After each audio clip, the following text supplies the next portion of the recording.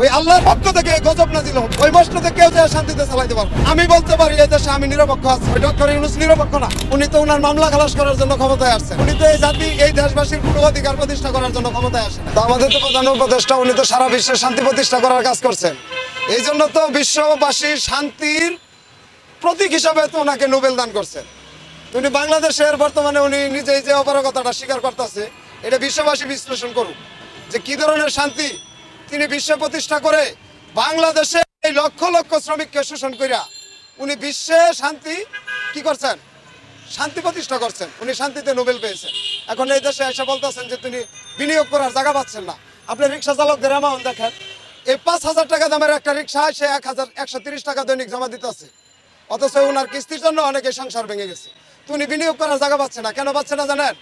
যে সমস্ত প্রতিষ্ঠানে উনি এই ক্ষুদ্র গ্রামীণ জনগোষ্ঠীকে উন্নয়ন করার বিনিয়োগ করেছিল, ওই সমস্ত গোষ্ঠীকে ফকির তিনি বানায় শেষ করছেন। এখন এই জন্য আর এই দেশে বিনিয়োগ করার জায়গা নাই। এটা আপনি 5 মাসের কথা বলতেছেন, উনি তো ওনার মামলা খালাস করার জন্য ক্ষমতায় আসছেন। উনি তো এই জাতি এই দেশবাসীর কোনো অধিকার প্রতিষ্ঠা করার জন্য ক্ষমতায় আসে নাই। উনি যদি কোনো অধিকার প্রতিষ্ঠা করার জন্য ক্ষমতায় আসতো, 21শে আগস্ট আমরা একটা রিক্সা চালকদের দাবি দিছিলাম, এই দেশে অবহেলিত হলে রিক্সা চালক।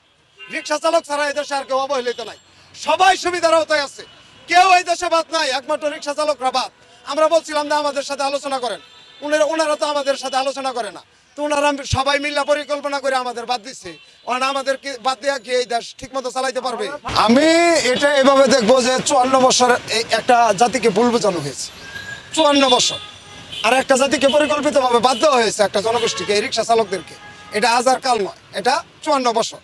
এখন এই 54 বছর পরে এসে আপনি ওনারা যে সিস্টেমেটিকটা তৈরি করছেন, এটা তো আবার ওই পরিকল্পিতভাবে রিক্সা চালকদের বাদ দেওয়ার সিস্টেমেটিক। আপনি দেখেন এই বর্তমানে এই যে 31শে ডিসেম্বর, যেটা 36শে জুলাইয়ের যে ঘোষণাপত্র, এই ঘোষণাপত্রের জন্য সরকারকে 15 দিনের টাইম দিচ্ছে। তো এই জুলাইয়ের আন্দোলন কিন্তু সরকার করে নাই, এই জুলাইয়ের আন্দোলন করছিল ছাত্র জনতা আর এই রিক্সা চালকেরা, এই 3 চাকাওয়ালারা। তো এই যে ঘোষণাপত্রের দায়িত্ব দিচ্ছে সরকারকে। তা আমাদের সরকার হলো গোটা বিশ্বে নোবেল বিজয়ী, উনি বিশ্বের শান্তি প্রতিষ্ঠা করছেন।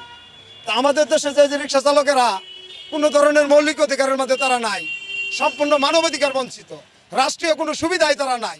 এই যে তাদেরকে বাদ দেওয়া হয়েছে 54 বছর, এখন তো এদেরকে নিয়ে এখনো তো সেই পরিকল্পনায় তারা যাবে না। তারা তাদের ওই 54 বছরের এই পুরানো ওই পুঁতিটাকেই তিনি পড়বেন। উনি বলছে যে উনি রাজনৈতিক দলের লোক না। এগুলা তো মিডিয়ার সামনে বলতে পারে, মিডিয়াওয়ালারা আমি রিক্সাওয়ালা প্রশ্ন করলে আমার বিভিন্ন প্রশ্নের জব চাইবে, কিন্তু ওনারা বললে ওনাদের প্রশ্নের জব দেওয়া হবে না। ডক্টর ইউনূস রাজনৈতিক দলের লোক না, উনি তো নিজেই রাজনৈতিক দল করতে চেয়েছিলেন। এটা তো জাতির সামনে থেকে আলাদা করার কোনো সুযোগ নাই। যিনি একটা রাজনৈতিক দল করতে চেয়েছিলেন তিনি রাজনৈতিক পরিবারের না, এটা একমাত্র আমি রিক্সা চালক বলতে পারি যে আমি রাজনৈতিক লোক না, আমি কোনো রাজনৈতিক পরিবারের না। কারণ এই 54 বছরে কোনো রাজনৈতিক দল এই রিক্সা চালকদের নিয়ে কোনো কথা বলে না, আর রিক্সা চালকদেরও কোনো রাজনীতি করার নিবন্ধন নাই। তারা হইলে এই দেশের সাধারণ ভোটার। আমি রিক্সা চালকদের নিয়ে কথা বলি, আমি বলতে পারি এই দেশে আমি নিরপেক্ষ আছি, ওই ডক্টর ইউনূস নিরপেক্ষ না।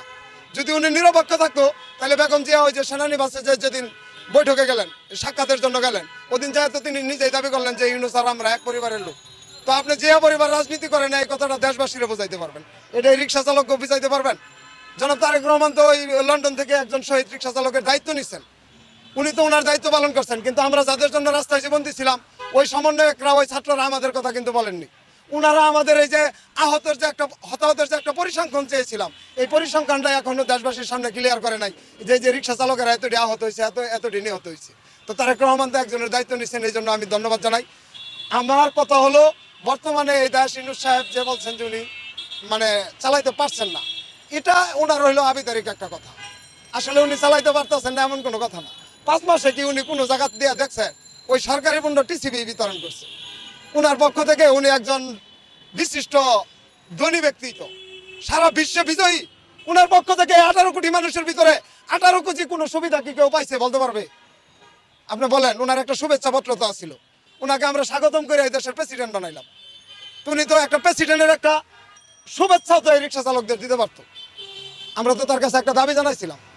আমাদের তো ওনার বাসার বারিন্দায় বসায় রাখা হয়েছে, ওই রাজনৈতিক দলগুলোর নিয়ে কিন্তু কফি খাওয়ায়। ওই কফির বিনিয়োগটা কিন্তু এই সাধারণ রিক্সা চালকেরা তাদের এই ঘাম এবং শ্রম দেয়া দৈনিকই দিতে আছে। কিন্তু ওই রিক্সা চালকের প্রতিনিধি কাছে ওনাদের স্থান হয়েছে বারিন্দা। তো এইভাবে যদি একটা জাতিকে বাধ্য হয়, এই জাতির একটা সৃষ্টিকর্তা আছে আল্লাহ, ওই আল্লাহর পক্ষ থেকে গজব নাজিল হবে। ওই মসনদে কেউ যে শান্তিতে চালাইতে পারবো না। ওই ছাত্ররা যে সমন্বয় করে তৈরি করতেছেন, ওই যে তৈরি করুক না কেন, সেখানে আমাদের অগ্রণী ভূমিকা থাকার কথা ছিল।